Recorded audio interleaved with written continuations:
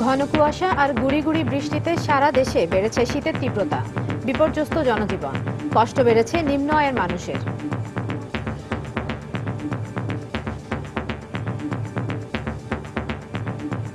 মানুষজন নাই, আমাদের খুব সমস্যা হয়ে গেছে। বাসার থেকে লোকজন কম বের হচ্ছে, যার কারণে আমাদের বেচা কেনা কম হচ্ছে। হঠাৎ করে যে ঈদে হওয়াতে, বৃষ্টির হওয়াতে মানে শীত আপনার প্রচন্ড বাড়ছে।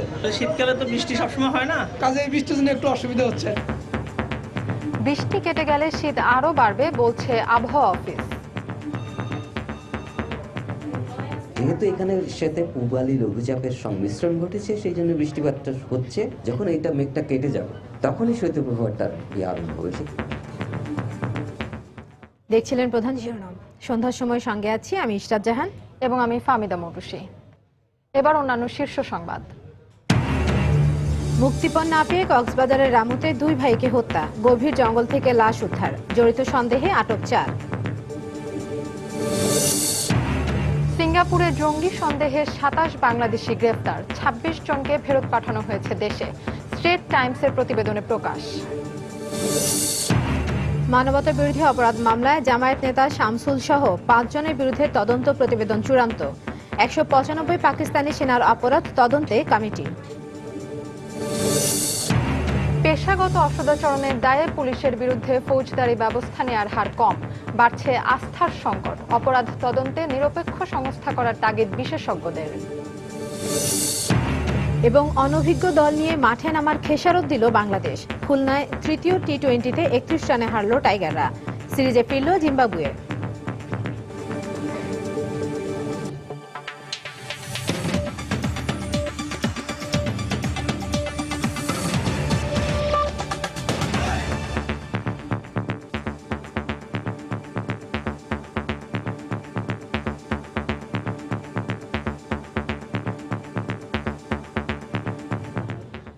মাঘ মাসের শুরুতে রাজধানীতে হঠাৎ বৃষ্টিতে বিপাকে নগরবাসী, সেই সঙ্গে শীতের তীব্রতা বাড়ায় দুর্ভোগে পড়েছেন নিম্ন আয়ের সাধারণ মানুষ। আবহাওয়া অফিস বলছে এই বৃষ্টি আরো 2-1 দিন থাকবে, তবে বৃষ্টি কেটে গেলে শীতের তীব্রতা আরো বাড়বে। মাঘ মাসের 7 তারিখ হলেও বুধবার সকাল থেকে শীতের তীব্রতা ছিল কম, তবে আকাশ ছিল মেঘলা। আর বিকেল নাগাদ সেই মেঘ বৃষ্টি হয়ে ঝরে পড়ে রাজধানীর ব্যস্ত জীবনে। এতে করে অনেকটা বিপাকে পড়তে হয় নগরবাসীকে। আমি টেকনিক্যাল টিচার্স ট্রেনিং কলেজে আসছিলাম, এখানে অফিসিয়াল কাজে আসছি, কিন্তু বৃষ্টির জন্য এখন এখানে দাঁড়িয়ে আছি। আর বৃষ্টির জন্য আসলে প্রিপারেশনও ছিল না তেমন, কাজে এই বৃষ্টির জন্য একটু অসুবিধা হচ্ছে আর কি। বৃষ্টির জন্য আটকা পড়ে গেলাম অনেক কষ্টে, এখানে 7 রাস্তায় এসে নামলাম। আমার বাসা মগবাজার, হ্যাঁ এখন বাসায় যেতে আর পারছি না। শীতের দিনে বৃষ্টি এটা আসলে অস্বাভাবিক, তো এতে তো লোকজন দুর্যোগ তো হচ্ছেই। মাঘের শুরুতে হঠাৎ এই বৃষ্টিতে সবচেয়ে বেশি ভোগান্তিতে পড়েন খেটে খাওয়া শ্রমজীবীরা। শীত বেড়ে যাওয়ায় কষ্ট বেড়েছে নিম্ন আয়ের মানুষের, অনেককেই দেখা গেছে আগুন জ্বালিয়ে শীত নিবারণ করতে। এবং হঠাৎ করে বৃষ্টির হওয়াতে মানে শীত আপনার প্রচন্ড বাড়ছে।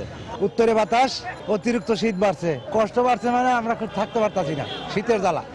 ঘর নাই, দুয়ার নাই, যে কাগজ টানেছে, কাগজ পানি পড়তেছে, কই থাকি কি সমাচার। আবহাওয়া অফিস বলছে মাঘের এই বৃষ্টি থাকবে আরো 2-1 দিন, তবে বৃষ্টি কেটে গেলেই শীতের তীব্রতা আরো বাড়বে।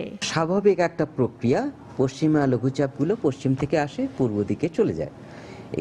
যেহেতু এখানে সাথে পূবালি লঘুচাপের সংমিশ্রণ ঘটেছে, সেই জন্য বৃষ্টিপাতটা হচ্ছে। যখন এইটা মেঘটা কেটে যাবে তখনই শৈত্যপ্রবাহটার আরম্ভ হবে। সেখানে রাতের তাপমাত্রা 10 ডিগ্রির নিচে কমে যাবে। আবহাওয়াবিদরা বলছেন আকস্মিক এই শীতের তীব্রতা শৈত্যপ্রবাহ নয়। ফেরদৌস লিপি, সময় সংবাদ, ঢাকা। এদিকে একই অবস্থায় বিরাজ করছে উত্তরাঞ্চলেও। মাঘের শীতের সঙ্গে গুড়ি গুড়ি বৃষ্টিতে বিপাকে পড়েছেন খেটে খাওয়া মানুষ। এছাড়া ময়মনসিংহ ও সিলেট সহ দেশের বিভিন্ন জেলা থেকেও একই ধরনের খবর পাওয়া গেছে। ব্যুরো প্রতিবেদক ও জেলা প্রতিনিধিদের পাঠানো তথ্য ছবি নিয়ে ডেস্ক রিপোর্ট। ময়মনসিংহে একদিকে শীত, অন্যদিকে গুড়ি গুড়ি বৃষ্টি, এতে মানুষের দুর্ভোগ পৌঁছেছে চরমে। সকালে বৃষ্টির কারণে যানবাহন না পাওয়ায় দুর্ভোগে পড়েন অফিসগামী মানুষ। হঠাৎ করে বৃষ্টির কারণে আমাদের অফিসে যাওয়া সমস্যা হচ্ছে, গাড়ি পাচ্ছি না, অটো পাচ্ছি না, যাও পাচ্ছি তাও ভাড়া বেশি নিচ্ছে। বেলা বাড়লেও রাজশাহীতে সূর্যের দেখা মেলেনি। সকাল থেকে গুড়ি গুড়ি বৃষ্টির সাথে কনকনে ঠান্ডা হাওয়া শীতের তীব্রতা বাড়িয়ে দিয়েছে কয়েক গুণ। এর মধ্যেই কাজে বের হয়ে সবচেয়ে বিপাকে পড়েছেন সাধারণ মানুষ। গত 12 ঘন্টায় বৃষ্টিপাত রেকর্ড করা হয়েছে 41.8 মিলিমিটার। সিলেটে সকালের দিকে গুড়ি গুড়ি বৃষ্টি হলেও দুপুরের দিকে তা বেড়ে যায়। এ কারণে খুব প্রয়োজন ছাড়া বাইরে বের হচ্ছেন না কেউই। তবে বাতাসে জলীয় বাষ্প থাকায় তাপমাত্রা কমার কোনো আশঙ্কা নেই বলে জানিয়েছে সিলেট আবহাওয়া অফিস। সকাল থেকে বৃষ্টি, সর্বোপরি ঠান্ডার যন্ত্রণায় আর কি সহ্য করা যাচ্ছে না। এক সাইডটাছে না, কখন কি করি, গাড়ির রস তুলি কখন আর মালিকের দেই কোন সময়। হিমেল হাওয়া আর তীব্র ঠান্ডায় বিপর্যস্ত হয়ে পড়েছে পঞ্চগড়ের জনজীবন। গতকাল রাত থেকে সকাল পর্যন্ত গুড়ি গুড়ি বৃষ্টি হয়েছে। ঘন কুয়াশায় দুর্ঘটনা এড়াতে হেডলাইট জ্বালিয়ে চলাচল করতে হয় দূরপাল্লার বাস ও ট্রাক। সিরাজগঞ্জেও অসময়ের বৃষ্টি আর হিমেল হাওয়া বাধা হয়ে দাঁড়িয়েছে মানুষের স্বাভাবিক কাজকর্মে। কাজ না থাকায় বেকার সময় পার করতে হয় শ্রমজীবীদের। এই বৃষ্টিতে আমাদের কাজ হইতেছে না, মানুষজন নাই, আমাদের খুব সমস্যা হয়ে গেছে। বাসার থেকে লোকজন কম বের হচ্ছে, যার কারণে আমাদের বেচা কেনা কম হচ্ছে। এরকম বৃষ্টি থাকলে পরে সবারই জন্য ক্ষতি।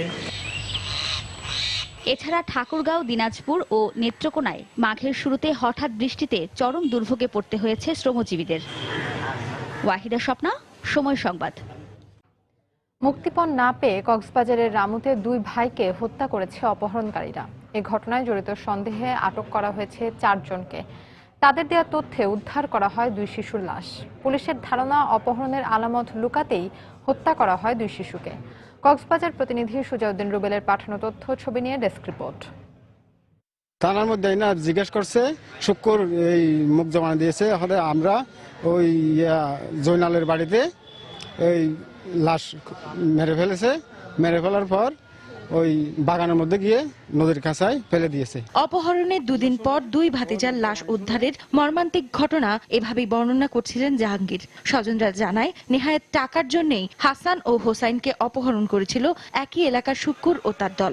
পরে মুঠোফোনে 4 লাখ টাকা মুক্তিপণ দাবি করলে পুলিশে খবর দেয় তারা। তারই সূত্র ধরে প্রথমে শুক্কুর এবং পরে আরো 3 জনকে গ্রেফতার করা হয়, যাদের তথ্য অনুযায়ী গরজানিয়ার গভীর অরণ্য থেকে হাসান ও হোসাইনের লাশ উদ্ধার করা হয়। আমি যারা অপহরণ করতেছে ওদেরকে ফাঁসি চাই, যেন ভবিষ্যতে আমাদের ভবিষ্যৎ প্রজন্ম নিরাপদ থাকে এবং ভবিষ্যতে এই ধরনের কোনো আর ঘটনা না ঘটে। এদিকে তথ্য গোপনের উদ্দেশ্যেই হত্যাকাণ্ডটি করা হয়েছে বলে সন্দেহ করছে পুলিশ।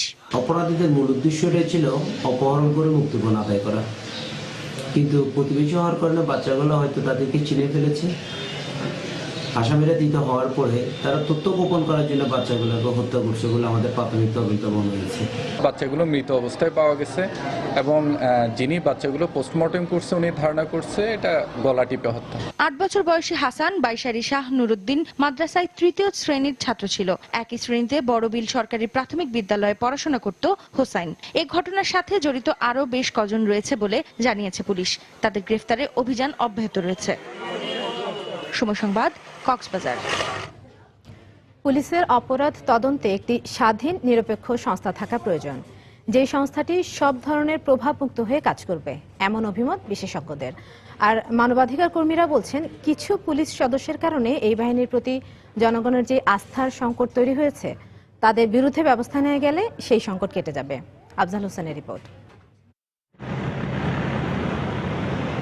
পুলিশের কতিপয় সদস্যের বিরুদ্ধে পেশাগত অসদাচরণ এবং ফৌজদারি অপরাধে জড়িয়ে পড়ার অভিযোগ নতুন কিছু নয়। পুলিশের প্রফেশনাল স্ট্যান্ডার্ড অ্যান্ড ডিসিপ্লিন বা পিএসডি রিপোর্ট বলছে, গত বছর পেশাগত অসদাচরণের দায়ে অভিযোগ উঠেছে 30,000 পুলিশ সদস্যের বিরুদ্ধে, যার মধ্যে অভিযোগ তদন্ত করে 9,958 জনের বিরুদ্ধে বিভাগীয় ব্যবস্থা নেওয়া হলেও শুধুমাত্র 76 জনের বিরুদ্ধে ফৌজদারি ব্যবস্থা নেওয়া হয়েছে।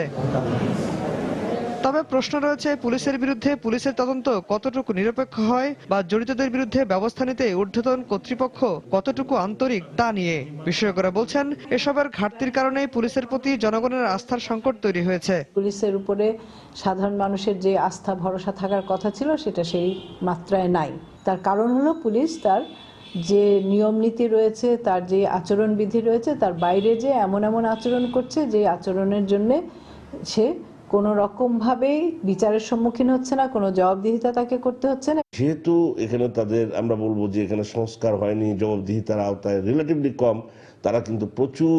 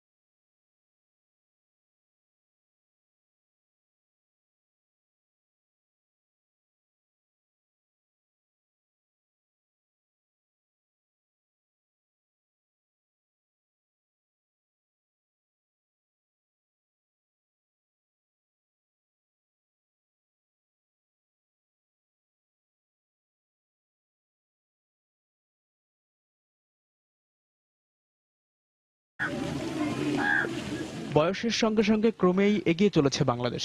কয়েক দশক আগেও যেখানকার নারীদেরকে বলা হতো পশ্চাৎপদ, সেখানে নারী শিক্ষা ও অগ্রায়নে বিশ্বব্যাপী বাংলাদেশ এখন সমাদৃত হচ্ছে পথিকৃৎ হিসেবে।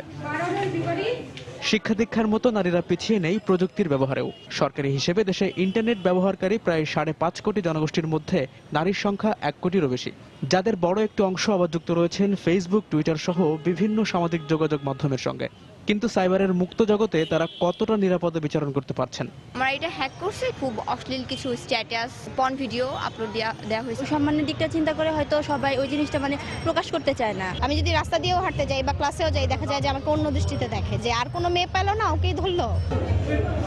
ঢাকা বিশ্ববিদ্যালয়ের এক গবেষণায় দেখা গেছে কেবল রাজধানীতেই ফেসবুক ব্যবহারকারী নারীদের 85% জনই কোনো না কোনোভাবে সাইবার সহিংসতার শিকার হচ্ছেন। আর বাংলাদেশ টেলিযোগাযোগ নিয়ন্ত্রণ সংস্থা বিটিআরসি বলছে, প্রতিদিন তাদের কাছে যত অভিযোগ আসে তার 80% নারী হয়রানি বিষয়ক। এছাড়া একই কারণ পাওয়া গেছে সাইবার আদালতে পড়া মামলাগুলোর সিংহভাগ ক্ষেত্রেও। এখানেই শেষ নয়, সাইবার সহিংসতা অনেক ক্ষেত্রে মৃত্যুরও কারণ হয়ে দাঁড়াচ্ছে। গণমাধ্যমের দেয়া তথ্য অনুসারে ইন্টারনেটে নগ্ন ছবি ও ভিডিও প্রকাশ পাওয়ায় সামাজিক ভয় আর লজ্জায় গত 11 মাসে দেশের বিভিন্ন এলাকায় আত্মহত্যা করেছেন অন্তত 3 নারী। এছাড়া আত্মহত্যার চেষ্টা করেছেন আরও অন্তত 7 জন, যাদের একজন ব্রাহ্মণবাড়িয়ার এই স্কুল ছাত্রী। আমার ভবিষ্যৎ অনিশ্চিত হয়ে পড়ছিল। আমি ভাবছি আমি কোনোদিন লেখাপড়া করতে পারবো না, কারণ আমি অনেকদিন পর্যন্ত স্কুলে গেছিলাম, রুম থেকে বেরোতে পারছি না। যে দেখতো সে আমার দেখে হাসিতাম, সে আঙুল দিয়ে ইশারা করতে, এরকম করতো। কঠোর আইন থাকার পরও সঠিক প্রয়োগ না থাকাকেই এই অবস্থার জন্য দায়ী করছেন নারী অধিকার কর্মীরা। নালিশটা দেয় না কেন, যে এটা যদি আমি কোনো অভিযোগ করি আমি কোনো রকম ফলাফল দেখতে পাবো না। নারী নির্যাতন যে কেউ করুক না কেন, তাকে একটা জবাবদিহিতার সম্মুখীন হতে হবে। এটা যদি আমরা নিশ্চিত করতে পারি, তাহলে প্রযুক্তি একা একা কোনো রকম নির্যাতনের হাতিয়ার হিসেবে ব্যবহার হবে না। সম্প্রতি জাতিসংঘ থেকে প্রকাশিত এক গবেষণা প্রতিবেদনে দেখা গেছে, বিশ্বে প্রতিদিন যে সংখ্যক নারী ইন্টারনেট ব্যবহার করছেন তাদের 4 ভাগের অন্তত 3 ভাগ সহিংসতার শিকার হচ্ছেন। উন্নয়নশীল দেশগুলোতে এ হার আশঙ্কাজনক হারে বাড়ছে বলেও এই গবেষণা প্রতিবেদনে সতর্ক করা হয়েছে। তাই এই ব্যাপারে এখনই প্রয়োজনীয় পদক্ষেপ না নেওয়া হলে বাংলাদেশে এটি মাথা ব্যথার একটি নতুন কারণ হতে পারে বলে আশঙ্কা করছেন অনেকেই। তারেকুজ্জামান শিমুল, সময় সংবাদ, ঢাকা। পাবলিক বিশ্ববিদ্যালয়ের মতো বেসরকারি বিশ্ববিদ্যালয়গুলোতে রাজনৈতিক অস্থিরতা খুব একটা দেখা না গেলেও সিলেট ইন্টারন্যাশনাল ইউনিভার্সিটিতে অভ্যন্তরীণ কোন্দলে এ নিয়ে গত 1 বছরে মারা গেছেন ছাত্রলীগের 2 কর্মী। সবশেষ গতরাতে মারা যান আরেক ছাত্র। এ অবস্থায় ছাত্রলীগের কেন্দ্রীয় সাধারণ সম্পাদক বলছেন, এই ঘটনায় সংগঠনের কেউ জড়িত থাকলে সর্বোচ্চ ব্যবস্থা নেওয়া হবে। আব্দুল আহাদের রিপোর্ট। সিলেট ইন্টারন্যাশনাল ইউনিভার্সিটির বিবিএ 4র্থ বর্ষের ছাত্র হাবিবুর রহমান হাবিব ছাত্রলীগের একনিষ্ঠ কর্মী। প্রধানমন্ত্রীর সিলেট সফরকে ঘিরে প্রচার মিছিলের সামনের সারিতে রাজপথে গত সোমবারও দেখা গেছে তাকে। পরদিন মঙ্গলবার ক্লাস করতে ক্যাম্পাসে গেলে ছাত্রলীগ কর্মী সাগরের গ্রুপ তার উপর অতর্কিত হামলা চালায়। গুরুতর আহত অবস্থায় ওসমানী মেডিকেলে ভর্তি করা হলেও অবস্থার অবনতি হলে রাতে নেওয়া হয় একটি বেসরকারি হাসপাতালে। সেখানে রাত 11টায় মারা যান তিনি। সাগর, সুহেল, মইনুল এরা সহ তাদের সঙ্গভঙ্গ যারা আছে সবাই আমাদের উপর এলোপাতাড়ি হামলা করছে। ওর উপর আগের গ্রাজ ছিল, গ্রাজ মিটাইছে। 14 সালের শেষের দিকে ছাত্রলীগের একটি পক্ষের হয়ে মারামারি করতে গিয়ে শাহজালাল বিশ্ববিদ্যালয়ে নিহত হন এই বিশ্ববিদ্যালয়ের আরেক ছাত্র সুমন। তবে কেন্দ্রীয় ছাত্রলীগের সাধারণ সম্পাদক বলছেন, হত্যার সাথে জড়িতদের কঠোর শাস্তির আওতায় আনা হবে। বিশৃঙ্খলা করলে সে যেই হোক, এমনকি সর্বোচ্চ পর্যায়ে ছাত্রলীগের প্রেসিডেন্ট সেক্রেটারি হলে তাকেও আমরা কোনো ছাড় দিচ্ছি না বা তার প্রতি আমরা কোনো সহমর্মিতা দেখাচ্ছি না। পুলিশ জানিয়েছে, এই ঘটনায় জড়িতদের ইতোমধ্যে শনাক্ত করা সম্ভব হয়েছে। আর বারবার সংঘাত ঘটলেও বিশ্ববিদ্যালয় প্রশাসনের দাবি, ক্যাম্পাসে কোনো ছাত্র রাজনীতি নেই। যারা যারা ঘটনার সাথে জড়িত আছে তাদের নাম টাম পাইছি আমরা। আশা করি আমরা এই 2-1 দিনের মধ্যে তাদেরকে আইনের আওতায় আনতে পারবো। বিশ্ববিদ্যালয়ে কোনো আনুষ্ঠানিক রাজনীতি নাই। হয়তো কেউ যারা একটা আদর্শে, মুক্তিযুদ্ধের আদর্শে যদি করে, সেগুলো তো কোনো তাদের তৎপরতা ইউনিভার্সিটির ভিতরে নাই, সেটা বাইরে। গত আগস্টে মদনমোহন কলেজেও ছাত্রলীগের অভ্যন্তরীণ কোন্দলে মারা যান আরেক ছাত্রলীগ কর্মী। আর প্রধানমন্ত্রীর সিলেট সফরের আগের দিনে হাবিব হত্যা অনেকটা ইমেজ সংকটে ফেলে দিয়েছে সংগঠনকে। আব্দুল আহাদ, সময় সংবাদ, সিলেট। পাকিস্তান হাইকমিশন ঘেরাও করতে এসে পুলিশি বাধার মুখে পড়ে গণজাগরণ মঞ্চের নেতাকর্মীরা। দুপুরে গুলশান 2 গোলচত্বর থেকে পাকিস্তান হাইকমিশন অভিমুখে যাত্রা শুরু করার আগেই পুলিশ তাদের বাধা দেয়। পরে গোলচত্বরের কাছে 2 ঘণ্টাব্যাপী সমাবেশ করার পর পুলিশ তাদের সরিয়ে দেয়। সমাবেশে গণজাগরণ মঞ্চের মুখপাত্র ডক্টর ইমরান এইচ সরকার বলেন, পাকিস্তান বাংলাদেশে জঙ্গিবাদের মদদ দিচ্ছে, তাই তাদের বিরুদ্ধে প্রতিরোধ গড়ে তোলা জরুরি। হাইকমিশন ঘেরাও করতে বাধা দেওয়ায় আগামী শুক্রবার বিকেলে শাহবাগে প্রতিবাদ গণসমাবেশ করার ঘোষণা দেয় গণজাগরণ মঞ্চ।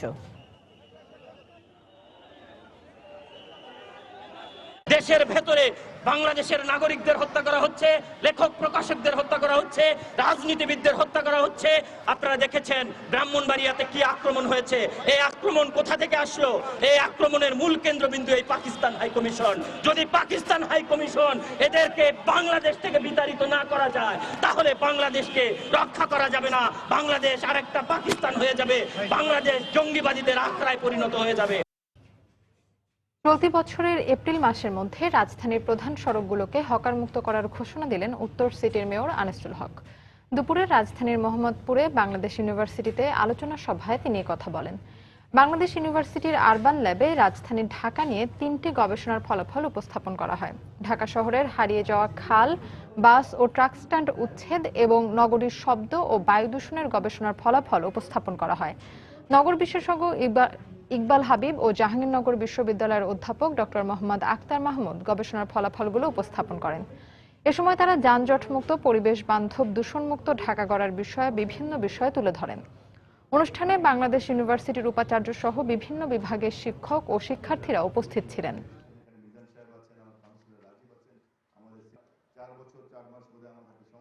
আমরা এপ্রিল মাসের মধ্যে ঢাকা শহরের মেইন আর্টারিজ যেগুলো আছে, ভিআইপি সড়ক, বসুন্ধরার সড়ক অথবা মিরপুরের সড়ক, এয়ারপোর্ট সড়ক, এগুলোকে আমরা ফুটপাত হকার মুক্ত করব এবং তার সঙ্গে যে জায়গাগুলোতে একান্তই প্রয়োজন সেই জায়গাগুলোতে আমরা ফুটপাতকে হকারদেরকে এমন সুবিন্যস্ত করব যে ঢাকা শহরে এই রাস্তাগুলোতে অন্তত এই এপ্রিল মাসের পর থেকে হাঁটতে ইনশাল্লাহ কোনো অসুবিধা হবে না।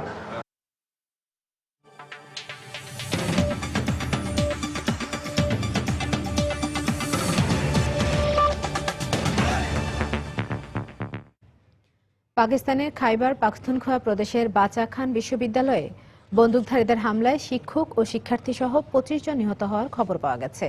আহত হয়েছে অর্ধশতাধিক মানুষ। আজ সকালে থেকে কয়েকজন বন্দুকধারী ক্যাম্পাসে প্রবেশ করে এলো পাতাড়ি গুলি চালাতে থাকে। এতে 25 জন নিহত হন। হামলার দায় স্বীকার করেছে পাকিস্তান তালেবান টিটিপি। বুধবার সকালে গুলি আর বিস্ফোরণের শব্দে উত্তর পশ্চিমাঞ্চলীয় চরসাদ্দা শহরের বাচাখান বিশ্ববিদ্যালয়ে মুহূর্তের মধ্যে আতঙ্ক ছড়িয়ে পড়ে। বন্দুকধারীদের হামলার সময় শিক্ষক, শিক্ষার্থী, অভিভাবক ও অতিথি সহ অন্তত ৩৫০০ মানুষ ক্যাম্পাসের ভেতরে ছিল বলে জানায় গণমাধ্যম। এদের মধ্যে অনেকে দৌড়ে পালাতে পারলেও হামলাকারীদের গুলিতে প্রাণ হারিয়েছেন অনেকে। প্রথমে আমরা ক্যাম্পাসের পেছন দিক থেকে গুলির শব্দ শুনতে পাই, তখন বিষয়টি খুব গুরুত্বের সঙ্গে নেইনি। পরে আরো কয়েক দফা গুলি আর বিস্ফোরণের শব্দ পেয়ে সবাই গিয়ে ক্লাসরুমে আশ্রয় নেই। ততক্ষণে সেনা সদস্যরা চলে আসেন। বন্দুকধারীরা আল্লাহু আকবার বলতে বলতে মানুষ হত্যা করছিল। বিশ্ববিদ্যালয়ে হামলার পর আমাদের সবার মধ্যে আতঙ্ক ছড়িয়ে পড়ে। আমাদের এক বন্ধু ভয়ে উঁচু ভবন থেকে লাফিয়ে নিচে পড়ে। হামলার পর ক্যাম্পাসে চলমান অভিযান শেষ হয়েছে বলে জানিয়েছেন দেশটির সামরিক বাহিনীর এক মুখপাত্র।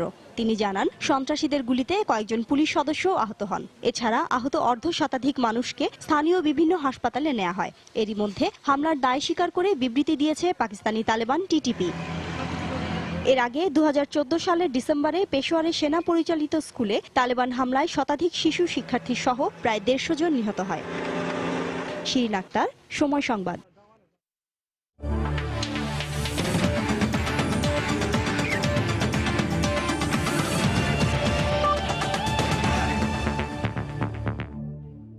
বাংলাদেশ জিম্বাবুয়ে টি-20 সিরিজের খবর। তৃতীয় ম্যাচে বাংলাদেশকে 31 রানে হারিয়ে সিরিজে ফিরল জিম্বাবুয়ে। খুলনায় আগে ব্যাট করে ওয়ালার সিবান্দার ব্যাটিং তাণ্ডবে 187 রানের চ্যালেঞ্জিং স্কোর পায় সফরকারীরা। জবাবে নির্ধারিত 20 ওভারে 6 উইকেটে 156 রান করে স্বাগতিকরা। একাদশে 5টি পরিবর্তন এনে মাঠ নামা বাংলাদেশের শুরুটা ভালো হয়নি। স্বাগতিকদের অপেক্ষাকৃত অনভিজ্ঞ বোলিং অ্যাটাকের সুবিধা কাজে লাগিয়ে আগ্রাসী ভূমিকায় নামে দুই জিম্বাবুয়ান ওপেনার মাসাকাজ্জা ও সিবান্দা। তবে ওপেনিংয়ে 45 রান যোগ করে ব্যক্তিগত 20 রানে আউট হন মাসাকাজ্জা। এরপর সাকিবের শিকার হয়ে মুতুম্বামি ফেরার পরপরই দ্রুতই তার পথ ধরেন 44 রান করা সিবান্দা। তবে চতুর্থ উইকেটে শন উইলিয়ামস ও ম্যালকম ওয়ালার ৭৪ রান যোগ করে দলকে বড় সংগ্রহের ভিত এনে দেন। ওয়ালারের ২৩ বলে ৪৯ রানে টি-20তে বাংলাদেশের বিপক্ষে নিজেদের দলীয় সর্বোচ্চ ১৮৭ রানের সংগ্রহ পায় জিম্বাবুয়ে। জবাবে প্রথম ওভারে ইমরুলের উইকেট হারালেও রান রেটের সঙ্গে পাল্লা দিয়ে সাব্বির ও সৌম্য দুর্দান্ত খেলে এগিয়ে নিতে থাকেন বাংলাদেশের ইনিংস। দ্বিতীয় উইকেটে ৬৭ রান যোগ করে সৌম্য ২৫ রানে